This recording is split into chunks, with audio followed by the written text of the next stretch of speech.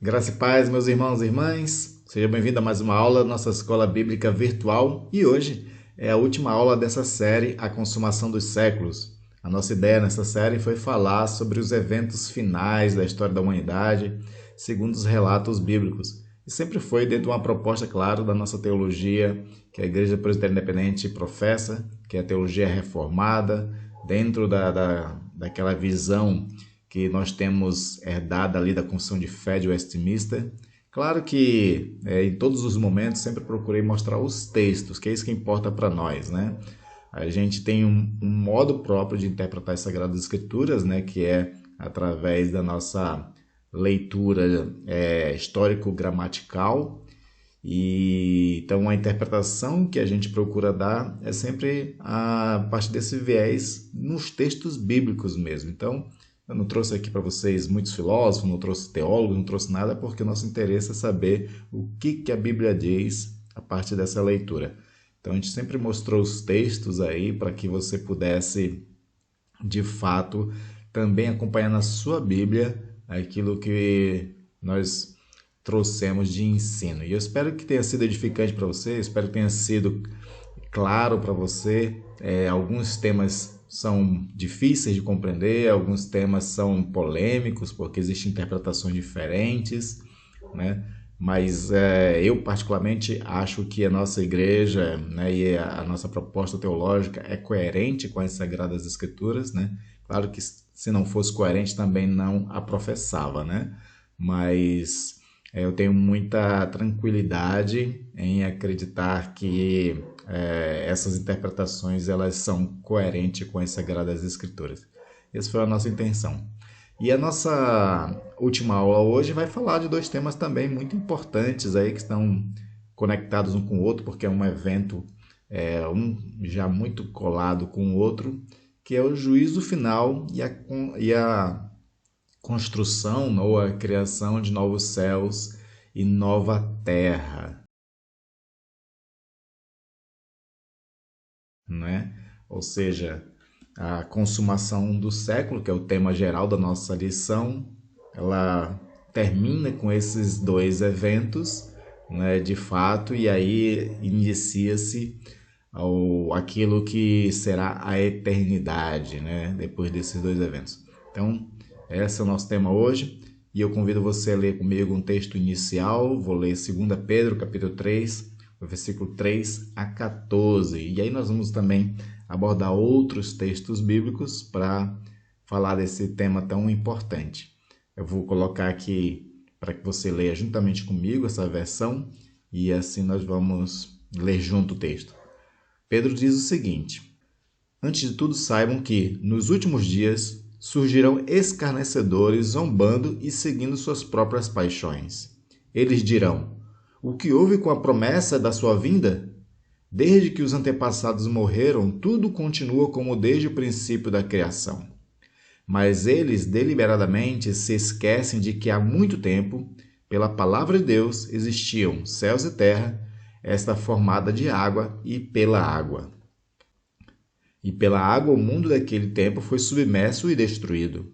Pela mesma palavra, os céus e a terra que agora existem estão reservadas para o fogo, guardados para o dia do juízo e para a destruição dos ímpios. Não se esqueçam disso, amados. Para o Senhor, um dia é como 1000 anos, e 1000 anos como um dia. O Senhor não demora em cumprir a sua promessa, como julgam alguns. Pelo contrário, Ele é paciente com vocês, não querendo que ninguém pereça, mas que todos cheguem ao arrependimento. O dia do Senhor, porém, virá como ladrão. Os céus desaparecerão com um grande estrondo. Os elementos serão desfeitos pelo calor e a terra e tudo o que nela há será desnudada. Esperando o dia de Deus e apressando a sua vinda. Naquele dia, os céus serão desfeitos pelo fogo e os elementos se derreterão pelo calor. Todavia, de acordo com a sua promessa, esperamos novos céus e nova terra, onde habita a justiça. Portanto, amados, enquanto esperam estas coisas, empenhem-se para serem encontrados por Ele em paz, imaculados e inculpáveis. Então esse texto de Pedro já diz muita coisa, né? Só ele vale toda uma reflexão esse texto, mas nós vamos também analisar alguns outros textos que falam sobre o dia do juízo e a criação de novos céus e da nova terra. Amém? Mas antes vamos pedir que o Senhor nos auxilie com a sua sabedoria, com a sua iluminação para temas tão importantes, que Ele nos ajude a ler esses textos com clareza e assim sejamos edificados. Oremos. Pai amado e querido, louvado e agradecido seja o Senhor que nos amou desde a fundação do mundo e para uma viva esperança nos chamou. Viva esperança que todos nós aguardamos, ó Pai. Por isso nossas orações é Maranata, ora venha Senhor Jesus.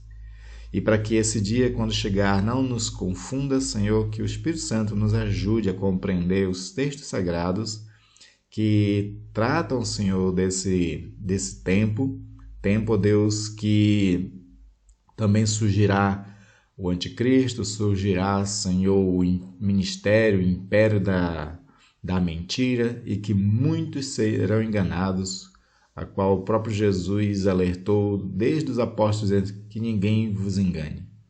Para que não sejamos enganados, pedimos, Senhor, nos conduza nesse estudo com sabedoria e que o Senhor sempre nos dê o entendimento e o discernimento da sua palavra. Isso pedimos em nome de Jesus. Amém. Amém. Nós começamos essa série falando, e até para colocar como base do nosso entendimento sobre todas essas profecias futuras, falamos sobre a inauguração do Reino de Deus. Jesus inaugurou o Reino de Deus. Jesus, a partir da sua obra e ressurreição, ele recebe toda a autoridade e reina na vida de todo aquele que nele crê, ele reina na sua igreja, ele tem a história em suas mãos, nada foge ao controle do Senhor Jesus Cristo. E isso é importante porque o estabelecimento do reino de Deus já é um prenúncio de tudo que virá. A nossa compreensão é que o reino já chegou, mas ainda tem também um complemento. Ele vai chegar numa plenitude, ou seja, quando realmente se estabelece tudo aquilo que Deus já tinha como propósito, porque o reino ele inicia através de Jesus com a pregação da graça e com a salvação dos que creem. Mas o reino ele está crescendo e ascendendo para que se estabeleça aquilo que Paulo vai dizer o que era o reino. Por exemplo, lá em Romanos, capítulo 14, versículo 17, Paulo está exortando a igreja a não ficar com picuinhas e com brigas internas por causa de coisas do que pode e que não pode fazer. Aí Paulo ele finaliza o versículo 17 dizendo que o reino de Deus é justiça, é paz e alegria no Espírito Santo. Então, o que ele quer deixar claro para nós que o reino compõe, e a gente observa que o reino de Deus está instalado quando houver essa plenitude da justiça, da paz e da alegria no Espírito Santo.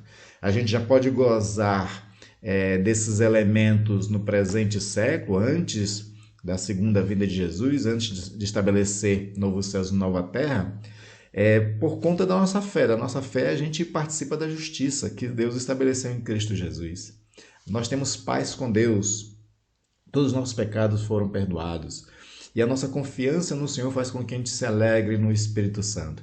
Só que em muitos momentos da nossa vida ainda existem sofrimentos, perseguições, existem aflições, angústias, ansiedades. Existe muita coisa que não faz com que essas coisas sejam plenas na nossa vida.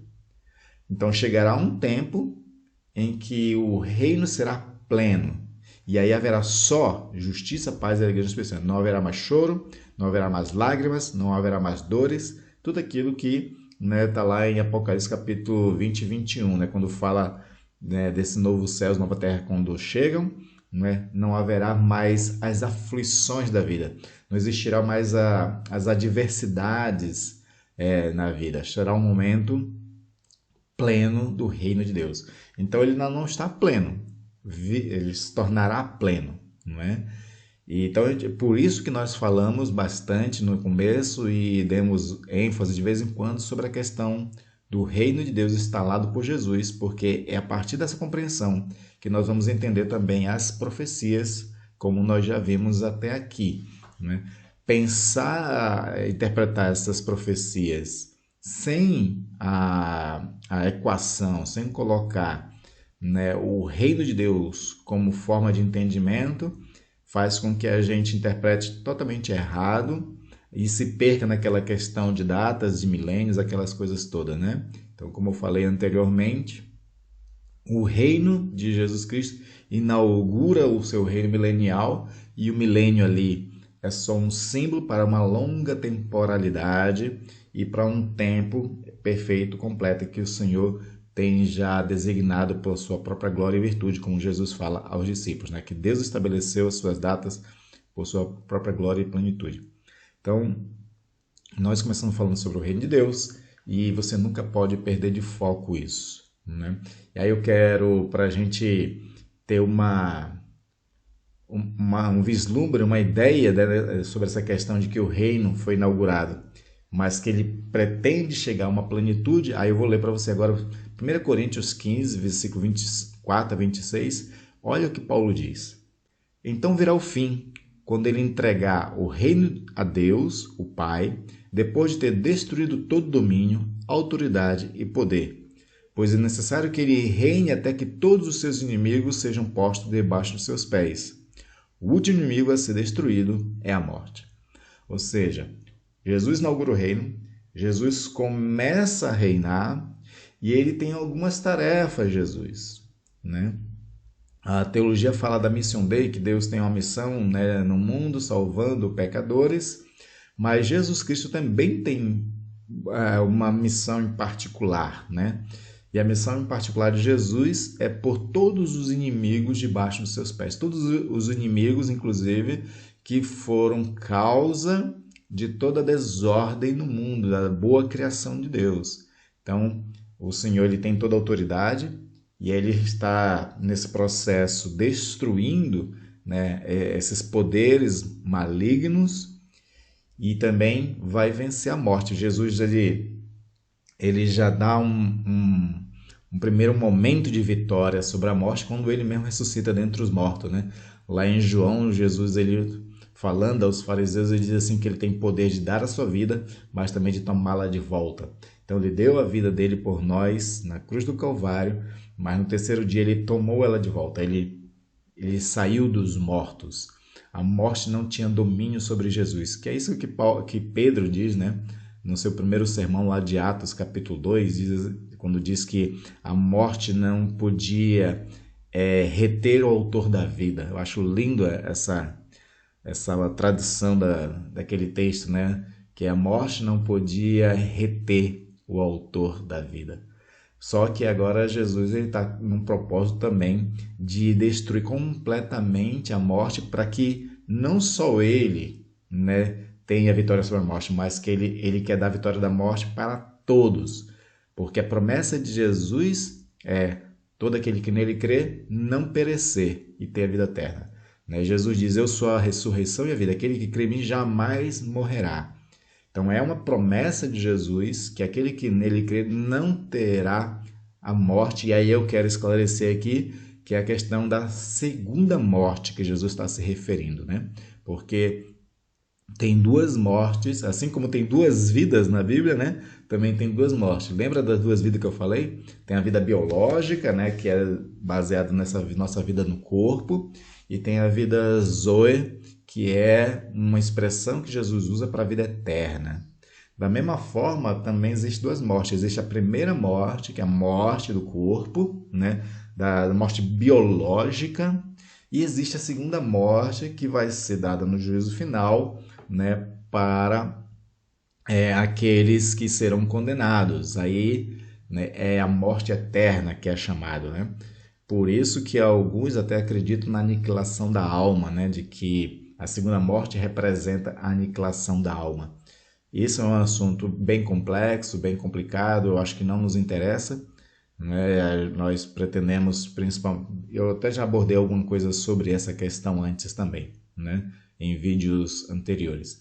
Mas o importante é que Jesus está né, nesse processo de fazer com que o seu reino chegue na plenitude, ele vai chegar na plenitude quando ele vencer todos os poderes malignos, inclusive também a morte. Aí por isso que Paulo até pergunta, né? Onde está a morte, a tua vitória? Onde está o inferno, o teu aguilhão? Né? Porque a morte e o inferno, né, serão pelo Senhor totalmente vencidos. Né? Então, essa introdução é importante só para nós lembrarmos da questão do reino que já se instalou com Jesus Cristo e que agora, né, ele está caminhando para uma plenitude. E quando ele se tornar pleno, aí Jesus entregará o reino ao Pai. Né? E o Pai será, né, já é soberano sobre toda a terra, mas tem ali Jesus Cristo como seu corregente, Jesus Cristo que recebeu toda a autoridade, Jesus Cristo que é, né, o mediador, o autor e mediador da nossa salvação. Né? Então essa introdução é só para a gente esclarecer isso. E aí vamos começar falando agora sobre o juízo final. Né?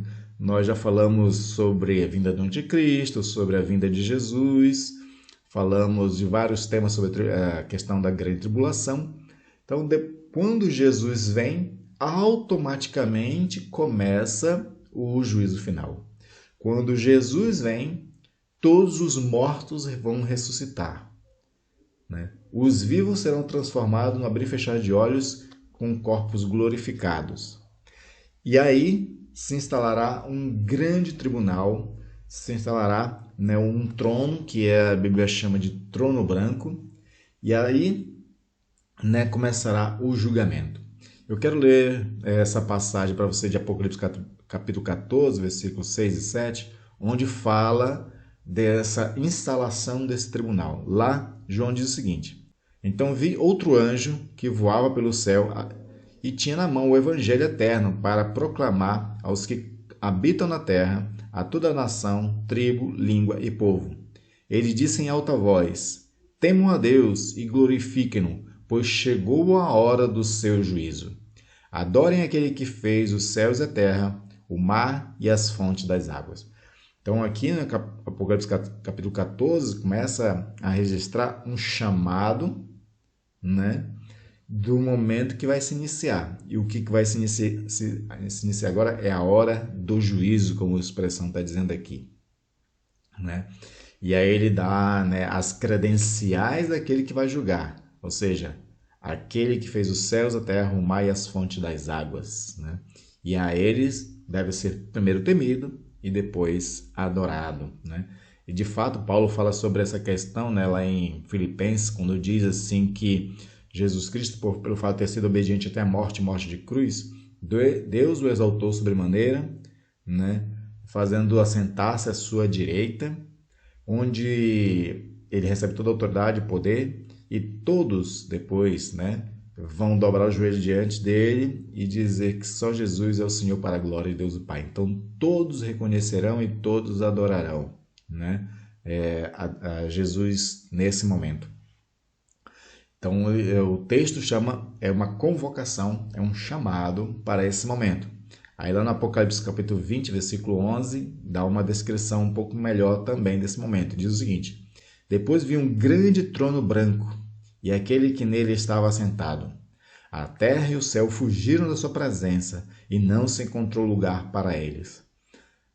Ainda em Daniel 7:9, da onde também já existia essa profecia, diz: enquanto eu olhava, tronos foram postos no lugar, e um ancião se assentou. Suas vestes eram brancas como a neve, o cabelo era branco como a lã, seu trono ardia em fogo, e as rodas do trono estavam todas incandescentes. Então, esses dois textos, tanto Daniel quanto Apocalipse, descreve esse momento do julgamento e faz referência a esse trono, né? Faz referência à cor branca, né, nesse momento, porque a cor branca vai representar a imparcialidade de Deus, vai representar a justiça de Deus, vai representar a pureza de Deus, vai representar a santidade de Deus. Deus ele será totalmente justo nesse julgamento, não haverá nenhuma injustiça da parte de Deus. As vestes brancas, o trono branco é uma simbologia né, desse juízo que será instalado, de um Deus que é santo, mas também que na sua santidade ele faz o que é justo, né? E aí vem uma questão que eu fico pensando, de que diante de Deus, diante desse trono branco, diante da santidade de Deus, pouco Deus terá para falar para cada um de nós, né? Para cada pecador, principalmente, né? Pouco Deus terá o que precisar falar, porque só a santidade dele já nos acusará, já será para nós um confronto. A santidade de Deus nos acusará de que nós somos pecadores, porque a gente vai fazer essa comparação, né? Vendo Deus tão santo, sabendo quem nós somos, nós mesmos já começamos a ficar humilhados diante de tal santidade. Que foi o que aconteceu com o profeta Isaías. Se você lembrar lá em Isaías capítulo 6, quando Isaías tem aquela visão, né, de viu o Senhor assentado sobre um alto e sublime trono, né? Aí ele fala das vestes, né, da glória de Deus. Então aí ele ouve os anjos falando: Santo, Santo, Santo é o Senhor dos exércitos. Então, ao ver a santidade de Deus, ao ver a glória de Deus, ao ver a pureza de Deus, Isaías se humilhou. Aí ele disse: estou perecendo. Sou o homem de lábios impuros e habito num povo de impuros lábios. Esse auto-reconhecimento de Isaías se deu ao confrontar-se com a santidade de Deus, com a pureza de Deus, com a branquitude de Deus, e essa branquitude aí é só um símbolo para falar da sua santidade, né? Jesus também fala sobre essa questão, né, de que nós, um dos galardões que Jesus fala às 7 igrejas do Apocalipse, né, um deles é: nós receberemos umas vestes brancas, que simboliza a justiça. Não justiça própria, porque nós não somos justos, mas a justiça que ele nos imputa.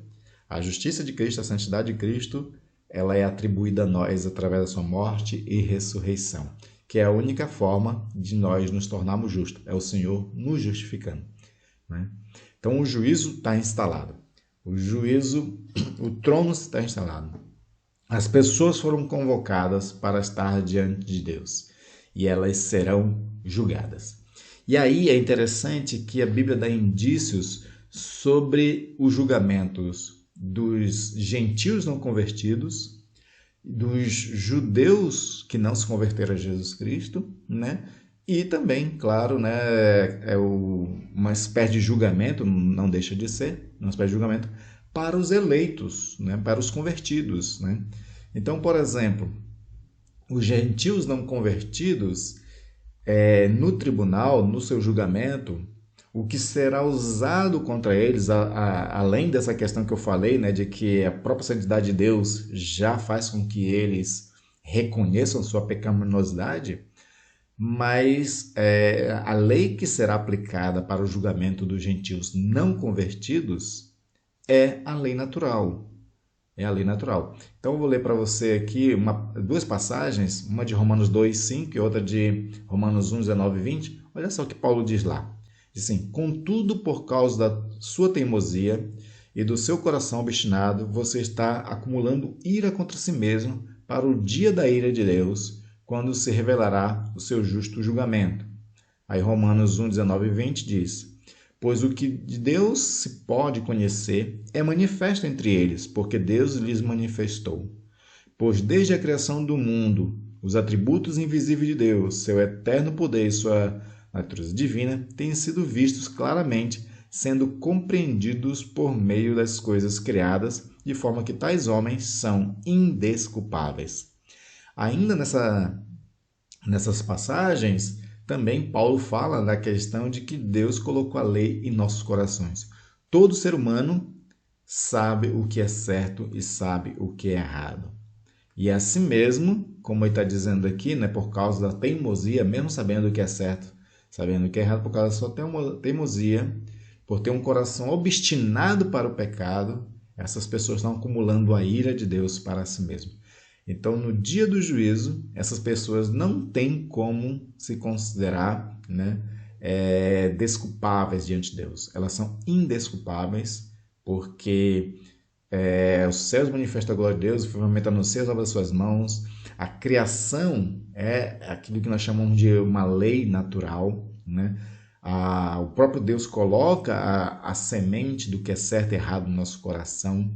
É interessante que até a psicanálise, né, com outra linguagem e com outro objetivo, não no religioso, mas também fala sobre essa questão de que o ser humano ele sabe o que é certo e errado, né? Por exemplo, o próprio Freud, ele fala de que, né, dentro daquela questão dos aparelhos psíquicos, né, que ele aborda da segunda tópica, ele fala sobre essa questão de que nós temos ali tem o id, o ego e o superego, né? E diz que o superego é essa parte do aparelho psíquico do ser humano que reconhece diante da sociedade o que quer fazer o certo, né? E ele é uma espécie de juiz de si mesmo, o superego, ele é super certinho.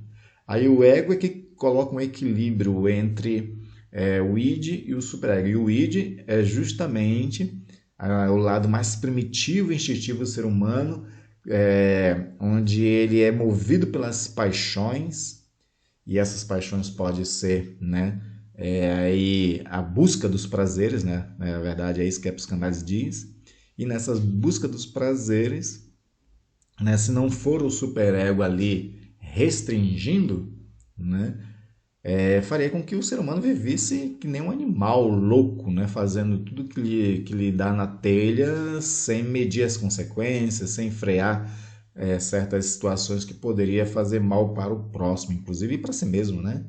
Então, você observa que a própria psicanálise também já tem esse indício. Claro que a psicanálise, principalmente Freud, né, não tem uma intenção de fazer análise dessas coisas a partir da perspectiva religiosa, mas são indícios de que nós temos sim, né, tanto esse lado carnal nosso de querer buscar prazeres e geralmente esses prazeres são pecaminosos, bem como também temos um lado nosso em que sabe o que é certo, que sabe o que é correto e que põe freios ali para que a gente não faça tudo em detrimento de outras pessoas, em detrimento até do nosso próprio bem-estar, né? Porque o Freud ele usa duas expressões bem interessantes das pulsões, das paixões, né? Ou da energia também, aquela energia interior, né, que nos impulsiona para alguma coisa. Ele usa a expressão eros, né, que é a pulsão de morte. O eros é aquela linguagem grega da busca das paixões, né, dos prazeres. E também existe a pulsão de morte, que é chamado Thanatos. E Thanatos tem a ver com essa ideia da coisa destrutiva, né? Tanto que para quem gosta de filme de super-heróis, né, tem no universo Marvel lá, nos Vingadores, o Thanos, que veio trazer destruição e exterminar, né, metade do universo, né? Então o ser humano tem essas questões, né? A busca pelos prazeres, esses prazeres acabam sendo um pouco destrutivos também. Mas temos também, né, a lei de Deus nos nossos corações, e sabendo o que é certo, mas fazendo errado, né, como eu disse em lições anteriores, é cometer um crime doloso, ou seja, saber o que é certo e assim mesmo cometer o errado, você faz com intenção. E isso é doloso, né, dentro da linguagem jurídica. Então, por essas questões é que os gentios não convertidos, eles não terão desculpas diante do trono branco, diante de Deus no juízo final. E será muito claro para eles, né, o porquê eles serão julgados e condenados. Jesus fala de que as pessoas darão conta de cada palavra inútil, inclusive, que vão dizer, né? Às vezes a gente ouve algumas coisas e até imagina, né, de que de repente, diante de cada pessoa, passará um filme da vida dela, né? Onde não tem como negar, né, de que ela realmente foi pecadora, teve a oportunidade de salvação, mas não aceitou, né? Não tomou para si, né, por fé, a salvação dada por Jesus Cristo. Também no trono branco vai ser julgado os judeus que não se converteram a Jesus Cristo, né? E ali, se para os gentios era a lei natural que ia ser aplicada, para os judeus é a lei mosaica, né? O judeu ele ainda procura ainda ser salvo praticando a lei, né? E o problema todo é que a lei ela é altamente exigente, altamente difícil de ser cumprida. A Bíblia só registra de que Jesus foi o único que cumpriu, que viveu neste mundo sem pecado. Então a lei, como Jesus diz, a palavra o julgará, né? Então a lei será aplicada duramente para os judeus nesse sentido. Aí eu quero ler um texto de Paulo e outro de Tiago para poder nós entendermos isso. Olha só o que Gálatas 3,10 fala, né? Paulo diz o seguinte: já os que são pela prática da lei estão debaixo de maldição, pois está escrito: maldito todo aquele que não persiste em praticar todas as coisas escritas no livro da lei. Então Paulo está dizendo que maldito é aquele que não persiste em praticar em todas as coisas escritas na lei. Se eles querem ser salvos pela lei, não é? Eles acabam se tornando malditos porque eles não conseguem obedecer a lei cabalmente. E aí tem uma questão muito interessante que Tiago esclarece. Olha só, pois quem obedece toda a lei, mas tropeça em apenas um ponto, torna-se culpado de quebrá-la inteiramente. Então, se você erra num único ponto, erra em todos. Esse é o problema de querer viver pela lei. Esse que é o problema de querer ser salvo por méritos. É que ninguém tem mérito, porque um só falha já é suficiente. Né? É interessante o enrijecimento, a dureza que o próprio Jesus traz. Né? Jesus ele coloca o seguinte: olha, vocês interpretam que vocês são santos e obedecem a lei porque vocês não matam, mas deixa eu dizer para vocês que o espírito da lei vocês estão descumprindo. Porque o não matarás quer trazer a ideia de que a gente não pode nem ferir e ofender uma pessoa. Então, não é só condenável quem é homicida, mas é condenável também quem é ofensor. É isso que Jesus, né, traz, endurecendo mais ainda, né, os rigores da lei. Porque para Jesus o que importa é mais o espírito da lei. O que aquele texto, né, que proíbe certa coisa quer realmente dizer. Né? O Senhor ele não quer só na nova criação pessoas que não sejam homicidas, mas ele quer também pessoas que também não fiquem ofendendo umas às outras, ferindo emocionalmente umas às outras, né? Abusando emocionalmente das pessoas. Interessante isso, nós observarmos essa questão, né? Então não é importante só não matar, é importante também, né, não ser uma pessoa que machuca, que fere, né, as emoções das pessoas, mas que seja cura. O provérbio fala muito sobre essa questão, né, que a palavra dura ela enfurece, mas a palavra branda ela desvia o furor. Ela fala em Provérbios de que a palavra do sábio é como medicina, é como cura para a alma das pessoas. Por isso que Paulo vai recomendar, né, que as nossas palavras sejam temperadas com sal, que seja útil para a edificação das pessoas. Quando tivermos que corrigir alguém, Paulo diz que a gente tem que fazer isso em amor, em amor. E aí a gente mede bem as palavras, a gente procura saber o que dizer para ajudar uma pessoa, né, a qual merece uma correção, uma disciplina, né? Porque o objetivo da disciplina é corrigir, não ofender a pessoa, né? Esse é que é o propósito. Então, esses dois textos aqui de Paulo e de Tiago abordam essa questão de que os judeus serão, né, eles serão julgados pela própria lei, a qual eles ainda, né, têm como único método de salvação, e o texto está dizendo que, na verdade, acaba se tornando maldito todo aquele que não praticar cabalmente essa lei, porque se desobedecer num único item, é como se desobedecessem em todos. Mas também vai ser, né, nesse momento ali, né, ter também os justos. Os justos também estarão dentro diante desse tribunal, diante de Deus. Só que sobre os justos, o parâmetro para julgamento deles é a graça. E aí vem aquilo que Jesus disse, né? Quem crê em mim já está salvo. Quem crê em mim não será jamais condenado, né? A salvação é essa, que crê em Deus e em Jesus Cristo que enviou, né? Então, crer em Jesus Cristo se apropria da graça do Senhor, a graça perdoadora. Então, Paulo, lá em Efésios 2, 8 e 9, um texto bem conhecido, diz: pois vocês são salvos pela graça, por meio da fé. E isso não vem de vocês, é dom de Deus, não por obras, para que ninguém se glorie.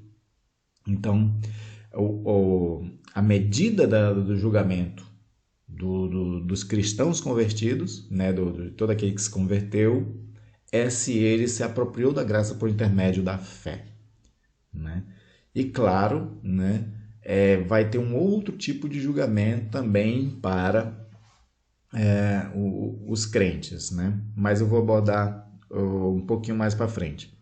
Nesse julgamento, né, para os não convertidos, tanto gentil quanto judeus, né, que não creram em Jesus, não se apropriaram da graça, o julgamento segue aquele rigor normal, ou seja, eles vão ter conhecimento da causa, né, que vai ser a instalação do julgamento deles, eles vão ter conhecimento das causas, vão se abrir os livros, né, Apocalipse capítulo 20, versículo 12, fala de que serão abertos os livros e também será aberto o livro da vida, né? Tem um livro que é a história de todos e o livro da vida. E ali, ao abrir esse livro, vai ser tomado conhecimento da causa de cada um. Qual será, por que as pessoas estão sendo julgadas. E aí, Mateus 12, 36, fala ali da promulgação de uma sentença, né? Jesus diz o seguinte, mas eu lhe digo que no dia do juízo, os homens haverão de dar conta de toda palavra inútil que tiverem falado, né? Então, isso aqui é só um exemplo, né, da promulgação da justiça, né? O Senhor dirá qual é a pena para os pecadores. E, enfim, existe a execução dessa sentença. Lá em Mateus 25, 41, Jesus diz o seguinte, então ele dirá aos que estiverem à sua esquerda, malditos, apartem-se de mim para o fogo eterno preparado para o diabo e os seus anjos, né? Então, conhecimento da causa, a sentença e a execução dessa sentença, né? É assim que será esse julgamento no juízo final. E aí, eu só esclarecer rapidinho sobre uma questão dos eleitos, dos salvos em Cristo Jesus, né? A ideia que se fala muito popularmente a respeito da teologia reformada é de que uma vez salvo, salvo para sempre, né?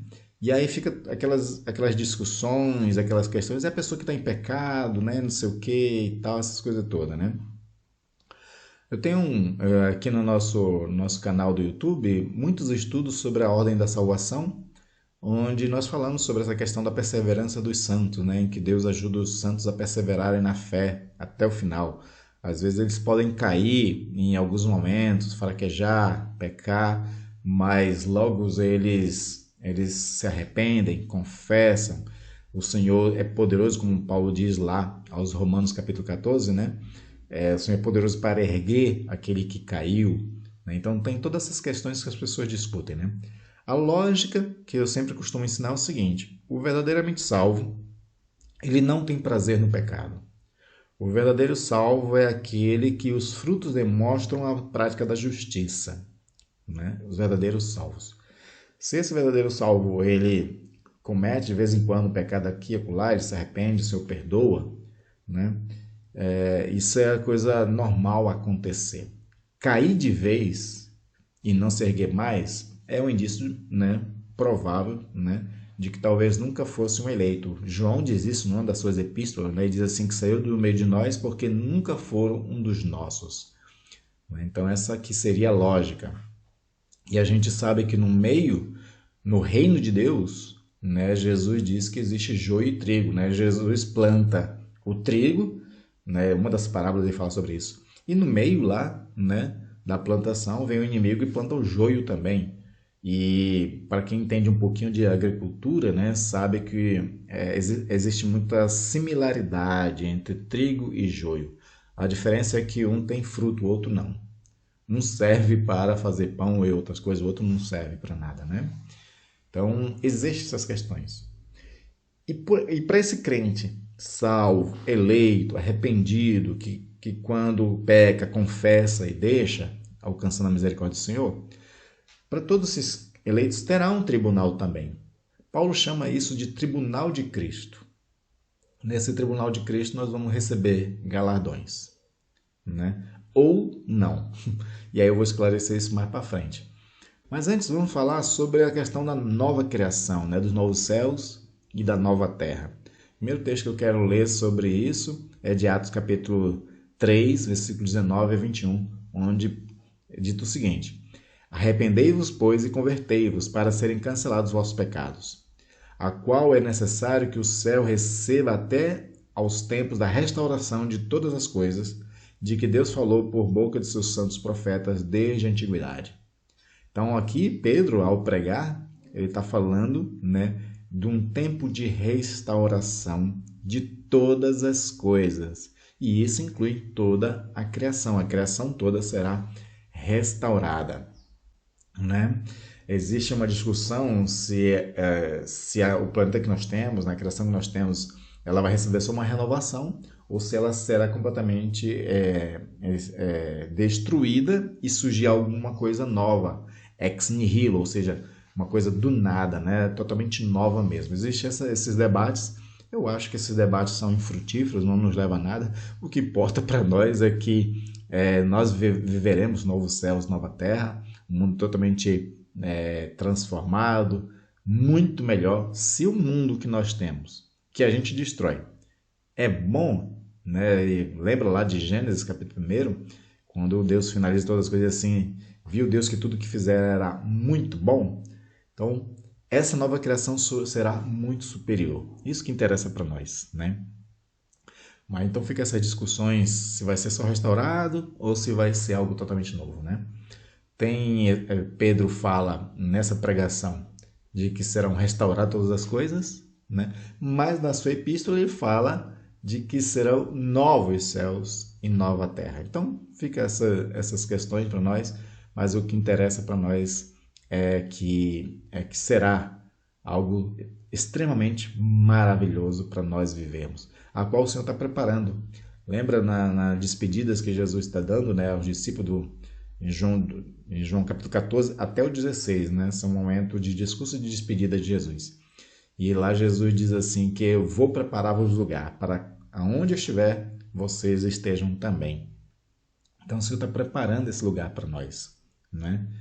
É um lugar onde, segundo Pedro, né, naquele texto inicial que nós lemos, nos versículos 13 diz assim que é onde habita a justiça, porque o reino de Deus é justiça, paz e alegria no Espírito Santo, né? Então é um lugar extremamente maravilhoso, é uma promessa do Senhor que ele vai se cumprir. E aí dentro dessa concepção de que o Senhor está ou restaurando ou fazendo novos céus e nova terra para a gente, nós temos que inserir aí a questão da Nova Jerusalém, né, que Apocalipse tanto fala. Por exemplo, lá em Apocalipse capítulo 21, versículo 9 a 11, diz o seguinte: Então veio um dos 7 anjos que tem as 7 taças cheias dos últimos 7 flagelos e falou comigo dizendo: Vem, mostrar-te-ei a noiva, a esposa do Cordeiro. E me transportou em espírito até uma grande e elevada montanha e me mostrou a santa cidade, Jerusalém, que descia do céu da parte de Deus, o qual tem a glória de Deus. O seu fulgor será semelhante a uma pedra preciosa, como pedra de jaspe cristalina. Né? Esse texto é maravilhoso porque dentro desse processo da nova criação, né, virar do céu a Nova Jerusalém. Tanto que existe a partir desse texto algumas interpretações que as pessoas falam que haverá duplo arrebatamento, né? Um arrebatamento nosso para encontrar o Senhor com os ares, para encontrar o Senhor nos ares, mas terá um arrebatamento ao contrário, em que também os céus vão descer, né? Tudo isso gera-se muita discussão, mas o que interessa a gente compreender aqui é que o Senhor ele vai agora parear no reino eterno céus e terra. Se os céus e a terra, na nossa concepção humana, elas estão divididas, quando for nessa instalação do reino eterno, nessa consumação de todas as coisas, os céus e a terra estarão pareados, não existirá mais diferença. Por isso que nós vamos ler um texto que fala que a habitação do Senhor estará no meio do seu povo, né? Então, essa ideia de Jerusalém que desce é para demonstrar isso, demonstrar que os céus estão descendo, que o céu se estará entre nós, que o Senhor governará a partir de lá, né? E por que Jerusalém? Porque Jerusalém ficou conhecida dentro do imaginário judaico-cristão como a cidade do grande rei, como a habitação de Deus, como o lugar de onde o Senhor vai governar. Porque lembra, todos os profetas falavam isso, né? Que todos virão todos virão a Sião aprender da sua lei, né? Aprender com Jesus Cristo, né? Receber toda a justiça a partir de Jerusalém, né? O governo a partir de Jerusalém. Então, se Jerusalém ficou nesse imaginário como a sede do governo de Deus, então seria, né? Por isso que se pega a linguagem de Jerusalém que vai descer. E aí nesse texto aqui fala, né, dos cumprimentos de Jerusalém, aquela coisa toda, tudo para falar de uma plenitude, de um enquadramento perfeito, de uma coisa bem construída. É o lugar que o Senhor está preparando, né? E é o lugar simbólico de seu governo eterno sobre todos nós. Então essa Jerusalém descerá dentro desse processo da nova criação, né, para mostrar para nós, para dizer para nós que céus e terra não terão mais diferenças, né? Não terá mais diferença. Então, aonde nós vamos habitar na eternidade? Nos céus ou na terra? Não haverá mais diferença.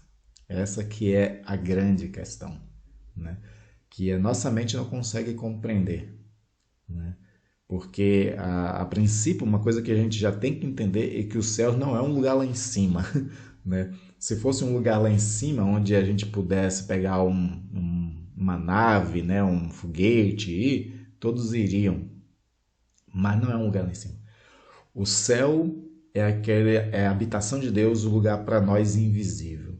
Mas, na consumação do século, na instalação do novo céu e nova terra, ela se tornará totalmente manifesta. Lembra da expressão manifesta que nós estudamos numa aula específica, né?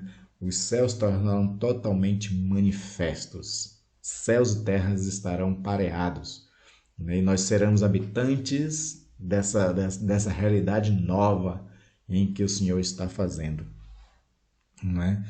É Deus morando com o seu povo. Lá em Apocalipse 21:3, né, diz que o João ele ouve, né, uma voz vinda do trono dizendo: Eis o tabernáculo de Deus com os homens. Deus habitará com eles. Eles serão um povo de Deus e Deus mesmo estará com eles. Por quê? Porque como os céus e terras estarão pareados, né, os céus se manifestarão na terra também. Então o Senhor fará habitação. E fala desse tabernáculo de Deus com os homens, né? Que na verdade já veio uma vez, né? Só que agora será pleno, né? Será eterno, será totalmente visível e sem dúvida nenhuma. Mas Deus já estabeleceu o seu tabernáculo uma vez com os homens. Lembra de Jesus?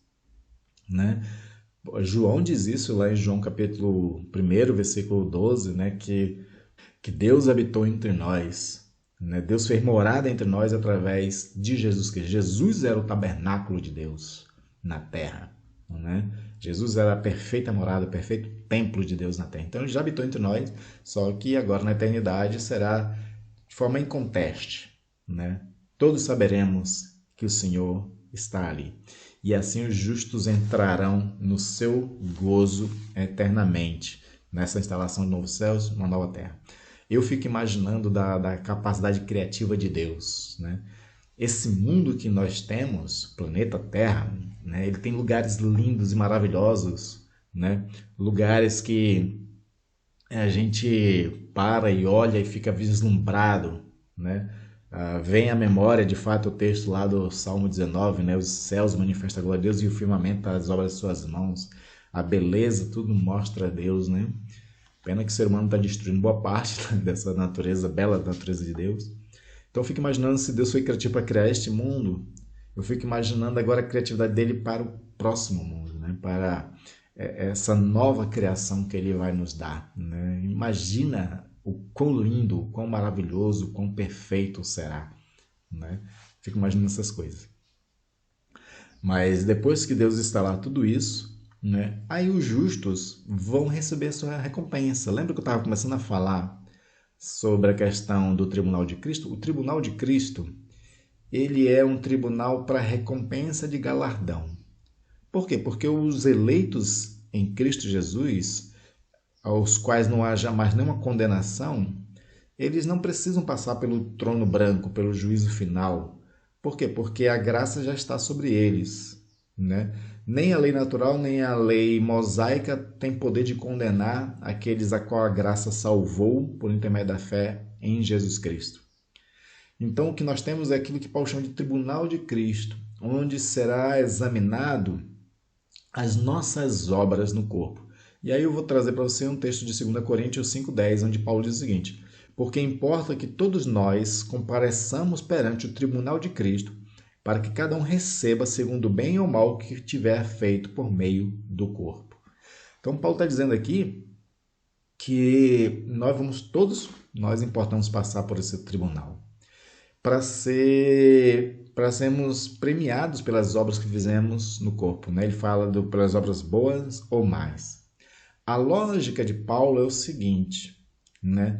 Todos nós não merecemos nenhuma salvação, mas a graça nos salva. Só que Deus é tão maravilhoso que, além de Ele nos conceder salvação, mesmo sem mérito, também o Senhor ainda resolve nos bonificar. São bônus. Lembra de antigamente que existia bônus salarial? O que é o bônus salarial? É um acréscimo ao salário, né? Ou seja, a gente recebe por não ter trabalhado aquele acréscimo, que era uma forma que o governo tinha para aquecer a economia, né? Mas eu estou trazendo aqui a ideia somente para você ver que assim, a gente já não merecia a salvação, mas ainda assim o Senhor resolve nos dar bônus, ou seja, que são os galardões por ter servido a Ele na terra. Por isso que Paulo aborda essa questão das obras que fizeram no corpo, né? Então, como ele diz lá em Romanos capítulo 6, os nossos corpos devem ser instrumento de justiça. Deus está em obra no mundo. Paulo fala aos Coríntios que nós somos cooperadores de Deus na terra.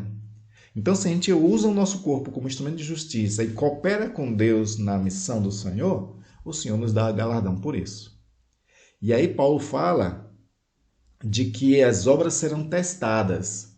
Lá em 1 Coríntios 3, 13 a 15, ele diz o seguinte, ó: manifesta se tornará a obra de cada um, pois o dia a demonstrará, porque está sendo revelada pelo fogo, ao qual seja a obra de cada um, o próprio fogo a provará. Se permanecer a obra de alguém que sobre o fundamento edificou, esse receberá galardão. Se a obra de alguém se queimar, sofrerá ele dano. Mas esse mesmo será salvo, todavia, como que através do fogo. Então, Paulo usa aqui a analogia do fogo, porque o fogo, né, ele está pegando essa ideia do ourives, né?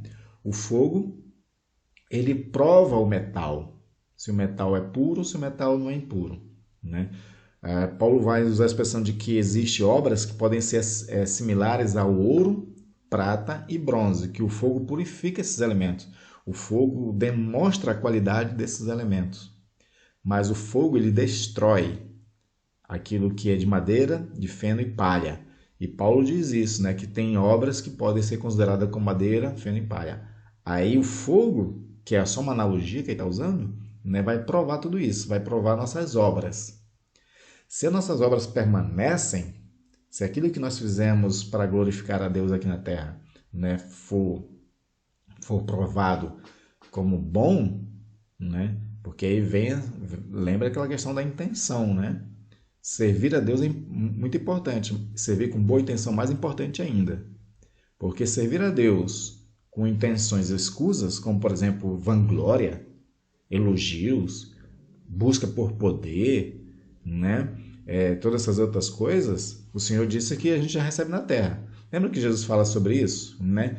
Que os fariseus faziam certas coisas só para receber elogio e ser respeitado entre os homens. Aí o Senhor Jesus disse que eles já estão recebendo a recompensa deles aqui na terra mesmo, né? Mas aquele que serve a Deus sem esperar nada de ninguém, esse recebe do próprio Deus. Então o fogo vai estar provando todas essas questões, né? E se permanecer, se for considerado a obra como ouro, prata ou bronze, aí recebe galardão. Se a nossa obra ou falta de obras, né, não permanecer, a gente não recebe galardão, continua salvo, né? Por isso que Paulo diz aqui, ó, né, se a obra de alguém se queimar, sofrerá ele dano, né? Ou seja, ele não terá recompensa, mas esse mesmo será salvo, todavia como que através do fogo, ou seja, de qualquer forma a gente permanece, né, salvo. Então o tribunal de Cristo não é para julgar se vai ser salvo eternamente ou não, porque quem está no tribunal de Cristo já está salvo. Essa que é a questão. O que vai ser ali provado é se a pessoa merece galardão ou se não merece galardão. Essa é que é a grande questão, né?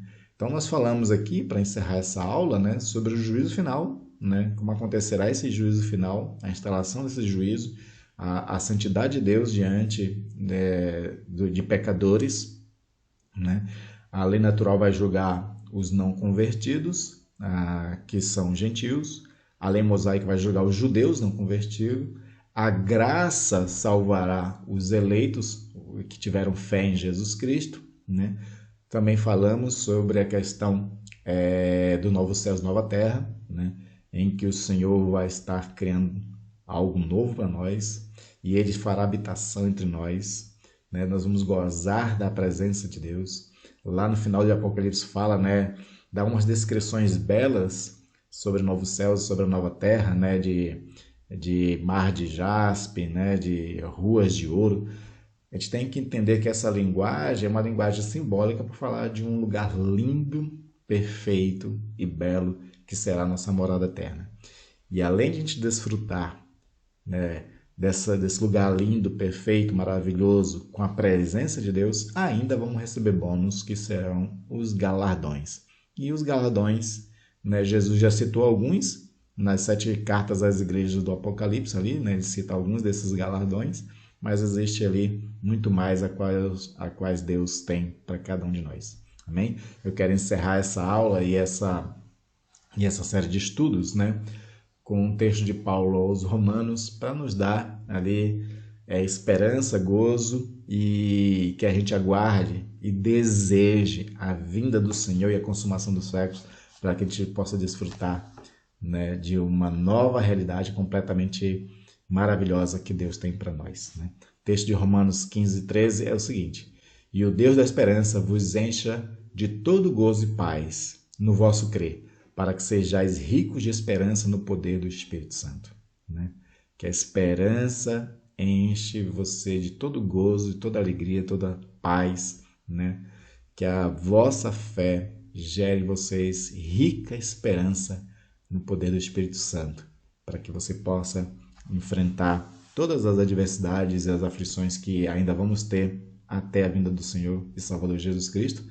Mas, como diz Paulo, né, o sofrimento do tempo presente não há de se comparar com a glória que há de vir, que há de ser revelada em nós quando tudo isso se consumar. Amém? Espero que tenha sido proveitoso para você essas aulas. Se ficou alguma dúvida, coloca nos comentários que a gente responde nos comentários ali, para que assim a gente possa sanar as dúvidas. Nem tudo é fácil de a gente entender nessas profecias, mas aquilo que foi possível compreender, nós trouxemos para vocês, e eu espero que tenha sido esclarecedor, né? Que tenha gerado principalmente esperança, né? E alegria desse mundo por vir que Deus está fazendo para nós. Amém? Que Deus abençoe você e até a nossa próxima série de estudos bíblicos.